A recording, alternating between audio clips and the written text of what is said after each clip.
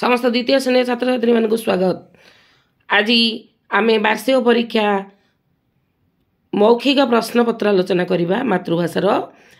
मातृभाषा केमिति पढ़ुची केउं प्रश्न को केते मार्क रहुची से विषय में तुम मान भल रूपे कहूँ से अनुसार प्रिपेरेसन होइकि तुमे विद्यालय को परीक्षा रे जीव।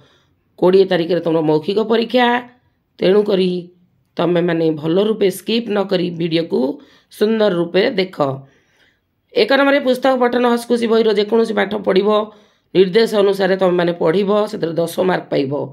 बड़ पार्टी पढ़ कमा फुल स्टॉप पूर्णच्छेद को लक्ष्य रखिब एवं जिते सबू जुक्ताक्षर अच्छी निर्भुल भाव में पढ़। ये कौन करिया पड़ो ना परीक्षा पूर्वर आमे बारंबार प्रत्येक विषय को 2-3 थर रीडिंग करवा। लक्ष्य करवा कौटी कमा रोची, कौटी फुल स्टॉप रोची, कौटी ऊर्ध्वत कमा चिन्ह रोची, से सब को लक्ष्य करवा। 2 नंबर पद्य आवृत्ति 5 मार्क पाइब।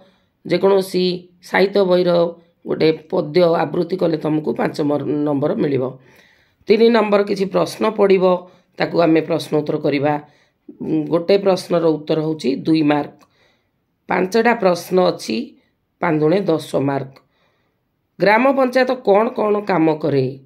पिला माने ग्राम पंचायत हमर कौन काम करे ना ग्राम पंचायत ग्राम सड़क तैयारी और मरामती करे, गाँव भल मंद बुझे और गाँ गाँ मध्य होता कली कजियार समाधान करे। केउ ऋतु आंब पणस पाचे? आमर ग्रीष्म ऋतु रे आंब पणस पाचे। तापर आसला ग नंबर नदी पाख जमी रे केउ फसल हुए? नदी पाख जमी रे धान फसल भल हुए। गांधी जयंती केबे पालन करा जाए?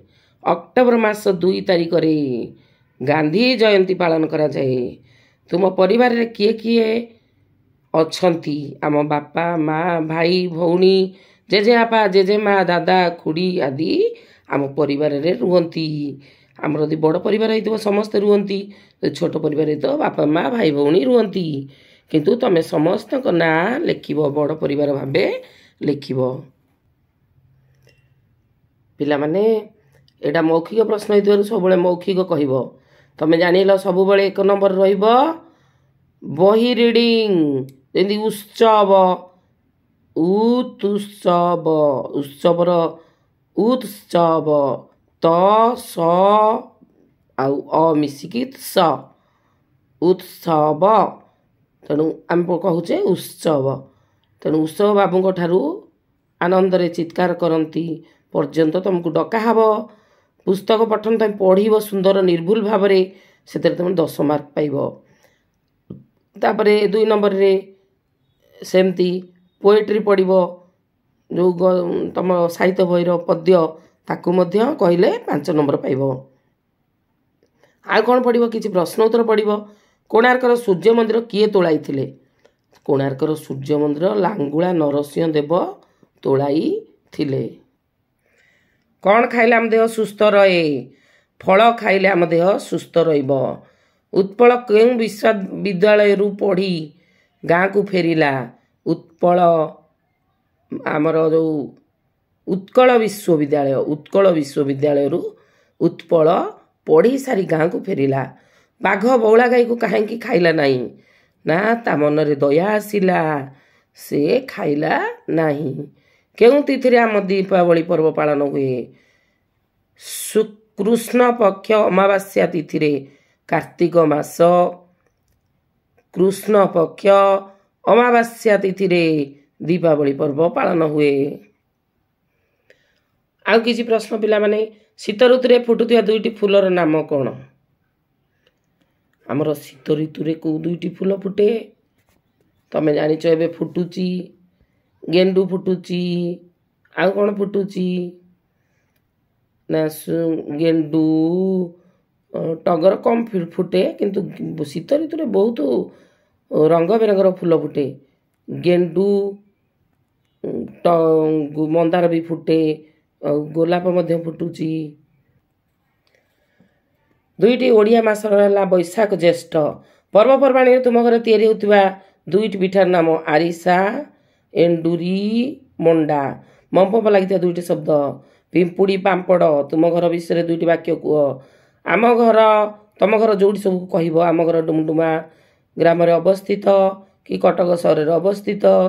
ଆମ ଘରେ ବାପା ମା ଭାଇ ଭଉଣୀ ଦାଦା ଖୁଡ଼ି ଜେଜେବାପା ଜେଜେମା ବାସ କରନ୍ତି। ଆମ ଜେଜେବାପା ଘରର ମୁଖିଆ। ମୋ ମା ସମସ୍ତ କାମ କରନ୍ତି। ଏହିପରି ଘର ବିଷୟରେ ଲେଖିବ। ଆମ ଘରେ ପରସ୍ପର ଭିତରେ ସ୍ନେହ ମମତା ଥିବାରୁ ଆମେ ସମସ୍ତେ ମିଳିମିଶି ଚଳୁ। ଆମ ଭିତରେ ଏକତା ଅଛି। ଧର୍ମପଦ ବିଷୟରେ ଦୁଇଟି ବାକ୍ୟ କୁହ। ଧର୍ମପଦକୁ 12 ବର୍ଷ ସେ ବିଶୁ ମହାରାଣାର ପୁଅ। 12 ବର୍ଷରେ ସେ କୋଣାର୍କର ମୁଣ୍ଡି ମାରି ସମଗ୍ର ବଢ଼େଇ କୂଳକୁ ରକ୍ଷା କରିଥିଲେ। ଏହିପରି କହିଦେବ। ଗୁଣୁଗୁଣୁ ପରି ଆଉ ଦୁଇଟି ଶବ୍ଦ କୁହ। ରୁଣୁ ଝୁଣୁ ଗୁଣୁ ଗୁଣୁ ଶୁଣୁ ଶୁଣୁ ରୁଣୁ ଝୁଣୁ। ଏହିପରି ରୁଣୁ ଝୁଣୁ ଓ ଶୁଣୁ ଶୁଣୁ ପରି ଆଉ ଦୁଇଟି ଶବ୍ଦ ହେଲା। ଆଉ ସେମିତି ଆଉ ବି ରିମ୍ ଝିମ୍ ଏମିତି ଲେଖିଲେ ବି ଚଳିବ। ଧଳା ରଙ୍ଗ କାହାର ପ୍ରତୀକ ଅଟେ? ଧଳା ରଙ୍ଗ ଶାନ୍ତିର ପ୍ରତୀକ ଅଟେ। ରମଜାନ କେଉଁମାନଙ୍କର ଏକ ପର୍ବ? ରମଜାନ ମୁସଲମାନଙ୍କର ଏକ ପର୍ବ ଅଟେ। ଦୀପାବଳିରେ କେଉଁ ଠାକୁରଙ୍କୁ ପୂଜା କରାଯାଏ? ଦୀପାବଳିରେ ମା କାଳୀଙ୍କୁ ପୂଜା କରାଯାଏ। କାତିଥିବା ଦୁଇଟି ପ୍ରାଣୀର ନାମ କୁହ। କାତିଥିବା ଦୁଇଟି ପ୍ରାଣୀ ହେଲେ ମାଛ ଓ ସାପ। ବର୍ଷା ନହେଲେ କ'ଣ ହେବ? ବର୍ଷା ନହେଲେ ମରୁଡ଼ି ହେବ। ଶବ୍ଦ ଥାଇ ଦୁଇଟି ଶବ୍ଦ କୁହ। ନିଶବ୍ଦ ଆଉ ଗୋଟେ ଶବ୍ଦ ଆଉ ଗୋଟେ ଶତାବ୍ଦୀ। ଯୀଶୁଖ୍ରୀଷ୍ଟ କେଉଁଦିନ ଜନ୍ମଗ୍ରହଣ କରିଥିଲେ? ସ୍ୱାଧୀନତା ଦିବସ କେବେ ପାଳନ କରାଯାଏ? ଗୁଣୁ ଗୁଣୁ ପରି ଆଉ ଦୁଇଟି ଶବ୍ଦ ଏବେ କହିଥିଲି। ରୁଣୁ ଝୁଣୁ ଶୁଣୁ ଶୁଣୁ। ଆମ ଜାତୀୟ ସଙ୍ଗୀତର ନାମ କ'ଣ? ତ୍ରିରଙ୍ଗା। ନଦୀପଟା ଜମିରେ କେଉଁ ଫସଲ ଭଲ ହୁଏ? ଧାନ। ଯୀଶୁଖ୍ରୀଷ୍ଟ କେଉଁଦିନ ଜନ୍ମଗ୍ରହଣ କରିଥିଲେ? ଡିସେମ୍ବର 25। ସ୍ୱାଧୀନତା ଦିବସ କେବେ ପାଳନ କରାଯାଏ? ଅଗଷ୍ଟ 15। ଏହିପରି ସବୁ ଉତ୍ତର କହିଦେବ। ଡିସେମ୍ବର 25ରେ ଯୀଶୁଖ୍ରୀଷ୍ଟ ଜନ୍ମ କରିଥିବାରୁ ସେଦିନ ବଡ଼ ଦିନ ପାଳନ ହୁଏ, ଖ୍ରୀଷ୍ଟମାସ। ଗ୍ରୀଷ୍ମ ଦିନେ ଫୁଟୁଥିବା ଦୁଇଟି ଫୁଲର ନାମ କ'ଣ? ଗ୍ରୀଷ୍ମ ଦିନେ ଟଗର ଫୁଟୁଛି, ମନ୍ଦାର ଫୁଟୁଛି, କନିଅର ଫୁଟୁଛି, ମଧୁମାଳତୀ ଫୁଟୁଛି, ସୂର୍ଯ୍ୟମୁଖୀ। ଉତ୍ସାହ ଶବ୍ଦ ପରି ଆଉ ଦୁଇଟି ଶବ୍ଦ କୁହ। ଉତ୍ସାହ, ନିରୁତ୍ସାହ, ଉତ୍ସବ। ବଡ଼ଦିନ ପର୍ବ କେବେ ପାଳନ କରାଯାଏ? ଡିସେମ୍ବର 25। ଇଂରେଜମାନେ ଆମ ଦେଶକୁ କେତେ ବର୍ଷ ଶାସନ କରିଥିଲେ? ଇଂରେଜମାନେ ଆମ ଦେଶକୁ 111 ବର୍ଷ ଶାସନ କରିଥିଲେ। ପାତି କେଉଁଠାରୁ ଡାକ ଦେଇଥିଲା? ନା ଚମ୍ପା ଗଛ ଡାଳରୁ। କମାର କେଉଁ ଜିନିଷ ତିଆରି କରେ? ଲୁହାରେ। ଦା, କଟୁରୀ, କୋଦାଳ। ହନୁବୈଦ କେଉଁଥିରୁ ଔଷଧ ତିଆରି କରିଥିଲା? ହନୁବୈଦ ବିଲେଇ ନାନୀକୁ ଜ୍ୱର ହୋଇଥିବାରୁ ତାକୁ ଶ୍ୱାସ ବି ହେଇଥିଲା। ଶ୍ୱାସ ଔଷଧ ତୁଳସୀ ପତ୍ର ଏଗୁଡ଼ା ସବୁ ଦେଇଥିବ ମହୁ। ଆଉ ଗାଁଟିର ନାମ ପୁଷ୍ପର କାହିଁ ରଖାଇଛି? ନା ଗାଁରେ ବହୁତ ପୁଷ୍ପ ଚାଷ କରାଯାଏ। 2 ଜଣ ସ୍ୱାଧୀନତା ସଂଗ୍ରାମୀ ନାମ କୁହ। ଲକ୍ଷ୍ମଣ ନାୟକ, ଗୋପବନ୍ଧୁ ଦାସ। ଆଉ କିଛି ଏକ୍ସଟ୍ରା ତୁମକୁ କହୁଛି ଯେଉଁଟାକି ଓରାଲରେ ପଡ଼ିବ। ତୁମ ପରିବାରରେ ଯେତେ ଲୋକ ଅଛନ୍ତି ସମସ୍ତଙ୍କଠାରୁ ତୁମେ କାହାଠାରୁ ବେଶୀ ଭଲ ପାଅ? କାହାକୁ ତୁମେ ଭଲ ପାଅ? ମୁଁ ମୋ ମାଆଙ୍କୁ ବେଶୀ ଭଲ ପାଏ। କିଏ କହିବ ମୋ ବାପାଙ୍କୁ ଭଲ ପାଏ। ଆଚ୍ଛା, ମା ପରି କିଏ ହେବ କବିତାଟି କେଉଁ ପଦରେ ଶୁଭ ମନାସୁଥିବ ଅଛି? ସେଇ ପଦଟି ଆବୃତ୍ତି କର। ଦୁନିଆରେ ମୁଇଁ ବଡ଼ ହେବା ଲାଗି ସବୁବେଳେ ଶୁଭ ମନାସୁଥିବ। ମା ପରି ମୋର କିଏ ସେ ହେବ? ଗୁଣୁଗୁଣୁ ପରି ଆଉ ଦୁଇଟି ଶବ୍ଦ। ରୁଣୁ ଝୁଣୁ, ଶୁଣୁ ଶୁଣୁ, ରିମଝିମ୍। ଦୁନିଆରେ ମୁଇଁ ବଡ଼ ହେବା ଲାଗି ସବୁବେଳେ କିଏ ଶୁଭ ମନାସେ? ନା ମା। ଏଠାରେ ଦୁନିଆ କାହାକୁ କୁହାଯାଇଛି? ଜଗତକୁ ବା ପୃଥିବୀକୁ। କିଏ ତୁମକୁ ପାଠ ପଢ଼ାଇବାକୁ ପଠାଇ ନ ଖାଇ ତୁମ ଫେରିବା ବାଟକୁ ଅନାଇଥାନ୍ତି? ନା ମା। ଯିଏ ତୁମକୁ ଜନ୍ମ ଦେଇଛି, ଜନ୍ମଦାତ୍ରୀ ମା। ତୁମେ ଦୁନିଆରେ ବଡ଼ ହେବା ଲାଗି କିଏ ସବୁବେଳେ ଶୁଭ ମନାସେ? ନା ସେଇ ମା। କିଏ ତୁମକୁ ପୋଷାକ ପିନ୍ଧାଇ ଦିଏ? ନା ମୋ ମା। ମା ତୁମକୁ କ'ଣ ସବୁ ସହିଥାନ୍ତି ତୁମ ପାଇଁ? ମା ମୋର ସବୁ ଅଳି ଅଝଟ ସବୁ ସହନ୍ତି। ମାନେ ଆଉ କିଛି ପ୍ରଶ୍ନ ମୁଁ ତୁମକୁ କହୁଛି।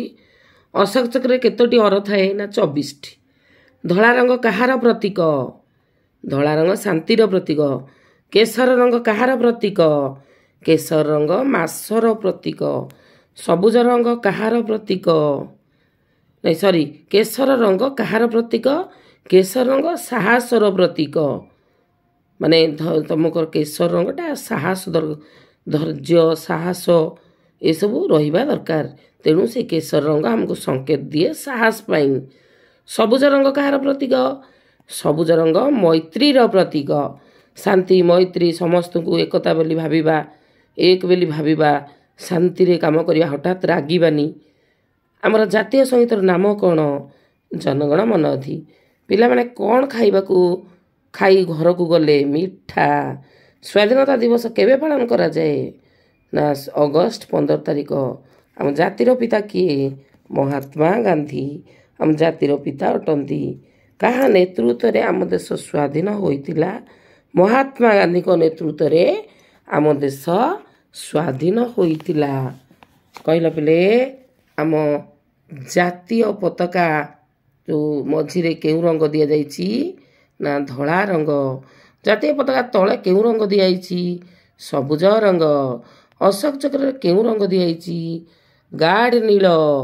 ଜାତୀୟ ପତାକା ମଝିରେ ଥିବା ଚକ୍ର ଚିହ୍ନ କାହାର ପ୍ରତୀକ? ପ୍ରଗତିର ପ୍ରତୀକ। ଆଉ ସଜାଡ଼ି ଲେଖିବା ରଙ୍ଗ ପ୍ରତୀକ ଧଳା ଶାନ୍ତିର। ନା ଧଳା ରଙ୍ଗ ଶାନ୍ତିର ପ୍ରତୀକ ଅଟେ। ପିଲାମାନେ ତାପରେ ଖାଇଲେ ମିଠା ଘରକୁ। ସଜାଡ଼ିଲେ ହେବ ତାପରେ ପିଲାମାନେ ମିଠା ଖାଇ ଘରକୁ ଗଲେ। ଏହିପରି ମୌଖିକ ପଡ଼ିବ, ତମେ ଅଭ୍ୟାସ କରିବ।